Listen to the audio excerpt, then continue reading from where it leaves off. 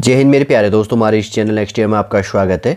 देखिए यहाँ पर एनटीए नेशनल टेस्टिंग एजेंसी के द्वारा एनटीए का नेट का जो एग्जाम होता है जेआरएफ के लिए, जूनियर रिसर्च फेलोशिप के लिए जो एग्जाम होता है जून 2024 के लिए, उसके लिए नोटिफिकेशन यहाँ पर अपडेट किया है। पूरा इन्फॉर्मेशन देख लेंगे। न्यू बिगिनरों के लिए भी जो भी इंपॉर्टेंट इन्फॉर्मेशन होगा सॉलिड रूप से पूरा इसके अंतर्गत में क्लियर करेंगे। इससे पहले हम आगे बढ़े, यदि आपके द्वारा हमारे इस चैनल नेक्स्ट ईयर को सब्सक्राइब नहीं किया तो सब्सक्राइब कीजिए तथा बेल आइकन को प्रेस कीजिएगा, ताकि जो भी कंटेंट जो भी इन्फॉर्मेशन हमारे द्वारा आपके लिए प्रोवाइड किया जाता है तो उसका नोटिफिकेशन आपके पास समय पर उपलब्ध हो जाएगा।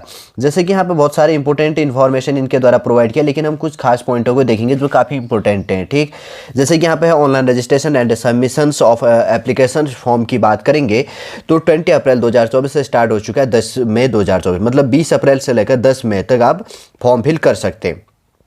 और उसके बाद में लास्ट डेट फॉर यहाँ पर successfully transactions of examination fees की बात करेंगे तो 11 मई 2024 टू 12 मई 2024 तक, मतलब 11 मई और 12 मई तक आप फॉर्म फीस पे कर सकते हैं।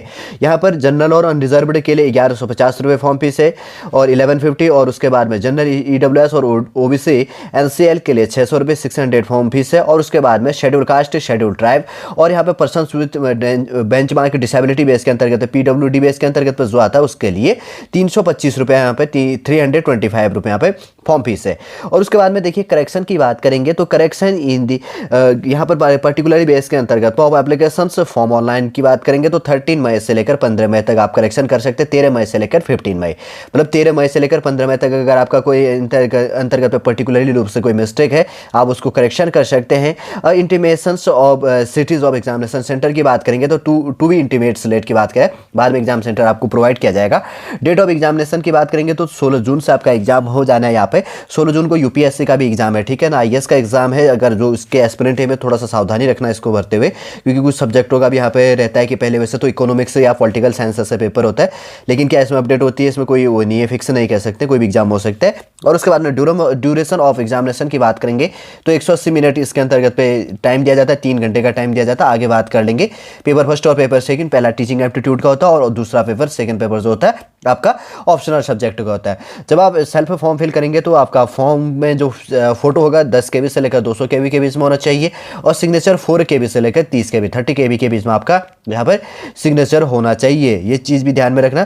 फिर उसके बाद में देखेंगे तो जैसे यहाँ पर एजुकेशन क्वालिफिकेशन की बात करेंगे तो इंट्रोडक्शन दिया गया, वैसे सॉलिड रूप से देख लो कि यहाँ पर आपका क्या होना चाहिए। आप पास्ट या अपेयरिंग स्टूडेंट होने चाहिए। अपेयरिंग का मतलब सेकेंड सेमेस्टर का आपने एग्जाम दिया होना चाहिए या फर्स्ट ईयर आपका एग्जाम दिया होना चाहिए। अगर 2 साल का है या ईयरली चल रहा है सेमेस्टर तो 4 सेमेस्टर होते हैं। सेकेंड सेमेस्टर का अगर आपने एग्जाम दे दिया और आपके द्वारा जनरल कैटेगरी बेस में तो आपने 55% मार्क्स लेके आए हैं तो आप इसके लिए एलिजिबल है। और बैचलर डिग्री बेस के अंतर्गत अगर 4 साल का बैचलर डिग्री है, BA बेस के अंतर्गत पे जो भी चलता है ग्रेजुएशन UG बेस, तो अगर 4 साल का है तो वो एस्पिरेंट बेस के लिए एलिजिबल होता है। ठीक, ये चीज़ भी ध्यान रखना। न्यू एजुकेशन पॉलिसी है उसके हिसाब से बात कर रहा हूँ मैं यहाँ पे। और जैसे कि यहाँ पर दिया गया है न्यू बिगिनरों के लिए है, वैसे तो और लोग जानते हैं। पहला पेपर होता है टीचिंग एप्टीट्यूड का, जिसमें 50 क्वेश्चन होते हैं टीचिंग एप्टीट्यूड से रिलेटेड।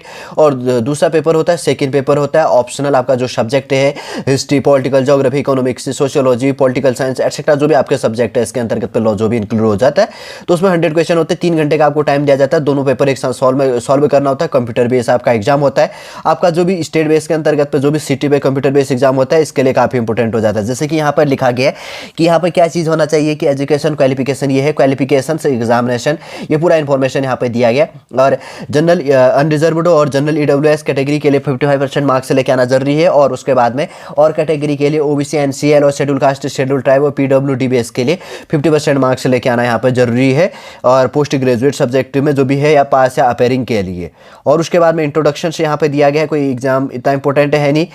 और उसके बाद में एज लिमिट की बात करेंगे तो आपको नेट क्वालिफाई करने के लिए यहाँ पर 1/6/2024 को मैक्सिमम एज लिमिट JRF के लिए, नेट JRF के लिए आपके लिए एज लिमिट मैक्सिमम 1/6/2024 मतलब 1 जून 2024 को मैक्सिमम आपकी एज लिमिट 30 साल होनी चाहिए।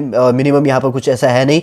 और उसके बाद की बात करेंगे तो नेट के लिए आप आगे भी कब तक जब तक भी है आप एग्जाम दे सकते हैं, ऐसा कुछ इसमें प्रोविजन अभी अपडेट नहीं किया गया है। लेकिन आपको अगर PhD लेनी है, जूनियर रिसर्च फेलोशिप लेना है, PhD करनी है उसी बेस के अंतर्गत पे, तो आपको आपकी मैक्सिमम एज लिमिट 30 ईयर्स होनी चाहिए, 30 साल आपका होना चाहिए।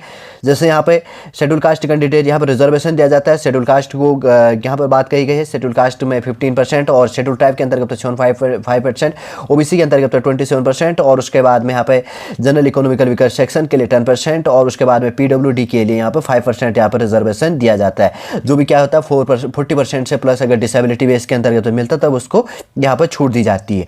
ठीक है, समझ गए होंगे। एजुकेशन क्वालिफिकेशन संबंधी हमने बात कर ली है, बेसिक से चीज़ को साथ में लेते हुए इंपॉर्टेंट है ये चीज़ें जानने के लिए ताकि आपको आने वाले समय में काम आए। बहुत सारे पेज में पीडीएफ दे, लेकिन इंपॉर्टेंट चीज़ों को हम यहाँ पे देख रहे हैं कि आपका एग्जाम सेंटर कहाँ आएगा, क्या चीज़ होना है। ये चीज़ आपका जो नियरेस्ट स्टेट है, जिस स्टेट पे भी है जहाँ पे आप फॉर्म फिल करेंगे तो आपका वहाँ पे नियर एग्जाम सेंटर आ जाना है। और ऑब्जेक्टिव टाइप आपके क्वेश्चन यहाँ पे एग्जामिनर पूछता है। आप डेबिट क्रेडिट नेट बैंकिंग जो भी फैसिलिटी आप यहाँ पर फॉर्म फीस पे कर सकते हैं। अगर हेल्पलाइन नंबर यहाँ पर दिया गया बैंक के संबंधी, अगर आपका कोई इशू हो जाता है पेमेंट संबंधी या जो भी चीज़ें होती है, ये तो सारा इन्फॉर्मेशन दिया। ठीक है, वैसे तो नहीं आता, अगर कभी हो जाता है तो ठीक है।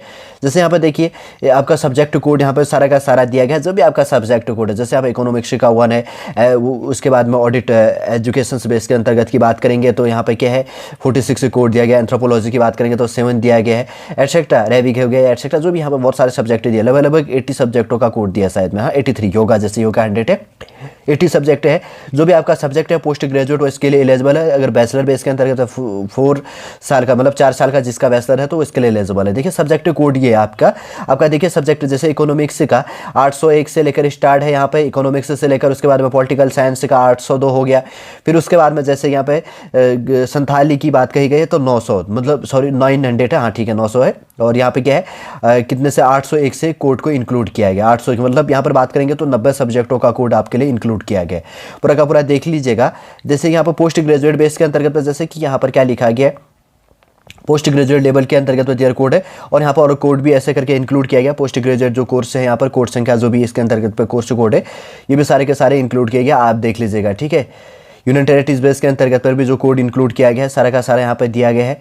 सारा इन्फॉर्मेशन बेसिक से रूप से के अंतर्गत पर जैसे कि यहाँ पर आपको बात कहा गया है कि सेशन फर्स्ट के अंतर्गत पर डे फर्स्ट शिफ्ट है, सेक्शन सेकंड हो गया डे फर्स्ट और सेकंड शिफ्ट, यहाँ पर सेक्शन थर्ड है डे सेकंड और शिफ्ट फर्स्ट, और उसके बाद में सेक्शन 4 हो गया डे सेकंड और शिफ्ट सेकंड।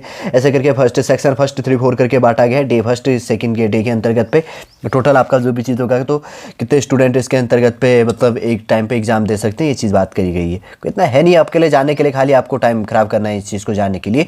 बेसिक सा इन्फॉर्मेशन है। देखिए आपका जो भी स्टेट है, स्टेट के अंतर्गत पे नियरेस्ट सिटी है तो जैसे अंडमान एंड निकोबार के अंतर्गत पे पोर्ट ब्लेयर है। आपका जो सिटी कोड है, सिटी कोड आप देख लीजिएगा। आंध्र प्रदेश है अमरावती है तो इसके अंतर्गत पर आंध्र प्रदेश के इतने है सिटी बेस के अंतर्गत पे यहाँ पर आपका एग्जाम हो जाएगा। वैसे आसाम का दिया गया, बिहार भूटान नहीं, छत्तीसगढ़ है, चंडीगढ़ गोवा जो भी है, गुजरात यहाँ पर एटसेट्रा जो भी दिया गया, हरियाणा हो गया, हिमाचल प्रदेश, जम्मू कश्मीर, झारखंड, जो भी आपका स्टेट है, स्टेट के अंतर्गत पर जो भी आपका नियरेस्ट एग्जाम सेंटर होगा इसके अंतर्गत पे कोड दिया गया। आप उसको थोड़ा सा सावधानी पूर्वक देख लीजिएगा। ठीक है, फॉर्म फिल करते टाइम पे अगर पूछ लेता है ऑप्शन तो आप फॉर्म फिल करते हुए आपका जो नियरेस्ट है वो चीज़ देख लेना। जैसे कि यहाँ पे दिया गया उत्तराखंड के लिए यहाँ पर है अल्मोड़ा, देहरादून, हल्द्वानी, हरिद्वार, नैनीताल, न्यू टेहरी, पौड़ी, रुड़की और यहाँ पर रुद्रपुर दिया गया। रुद्रपुर उधम सिंह नगर के अंतर्गत पे, कुमाऊं मंडल में, रुड़की हरिद्वार के अंतर्गत पे है, पौड़ी गढ़वाल मंडल में, और उसके बाद में न्यू टेहरी गढ़वाल में, और नैनीताल जिले के अंतर्गत पे, हरिद्वार जिले में, हल्द्वानी नैनीताल जिले के अंतर्गत पे, देहरादून हो गया, अल्मोड़ा जिले के अंतर्गत पे, कुमाऊं मंडल में। आपका जो भी नियरेस्ट बेस है, खासतौर पर उत्तराखंड के लिए मैं बात कर रहा हूँ, नहीं तो अपना आपका जो भी स्टेट है स्टेट के लिए देख लीजिएगा। और शिफ्ट जो भी चीज़ें वो चीज़ें हमने यहाँ पे बात कर ली है, कैसे आपको फॉर्म फिल करना, सारा इन्फॉर्मेशन यहाँ पे दिया गया है फॉर्म फिल करने का। अगर आप सेल्फ आपके पास में सिस्टम है, टैबलेट है तो आप इससे फॉर्म फिल कर सकते, कोई इशू आता है नहीं वैसे फॉर्म फिल करने के लिए। और जो जहाँ पर भी अगर कोई मिस्टेक होता है तो उसको सावधानी पूर्वक आपको फॉर्म फिल करना है। लगभग बहुत सारा इन्फॉर्मेशन इनके द्वारा प्रोवाइड किया, लेकिन शॉर्ट रूप से हमने देख लिया है। देखिए नेशनल टेस्टिंग एजेंसी के द्वारा एनटीए के द्वारा जो जून 2024 के लिए नोटिफिकेशन अपडेट किया था, मैं एक बार शॉर्ट रूप से आपको प्रोवाइड कर देता हूँ कि हमने किस के लिए बात करी। सबसे पहले हमारे लिए इंपॉर्टेंट रूप से निकल के आता था कि आपका कब से कब आप फॉर्म फिल कर सकते हैं, सबसे पहले ये बात करें। फिर उसके बाद में एजुकेशन क्वालिफिकेशन क्या होनी चाहिए, फॉर्म फीस आपके लिए किस कैटेगरी के लिए, आपका एग्जाम सेंटर क्या है, एजुकेशन क्वालिफिकेशन क्या है, किस कैटेगरी के अंतर्गत पे क्या होने चाहिए, पेपर कैसे होता है और पैटर्न, कुछ बेसिक से की पॉइंटों को लेकर हमने पूरा एनटीए का बेसिक सा इन्फॉर्मेशन आपके लिए प्रोवाइड कर दिया। उम्मीद करूंगा दोस्तों शॉर्टली पूरा इन्फॉर्मेशन आप समझ गए होंगे। यदि आज का इन्फॉर्मेशन आपको अच्छा लगे लाइक कीजिएगा, कमेंट कीजिए और हमारे इस चैनल नेक्स्ट टाइम को सब्सक्राइब कीजिएगा। वापस हम नेक्स्ट क्लास के अंतर्गत आपसे मिलेंगे। जय हिंद, जय भारत।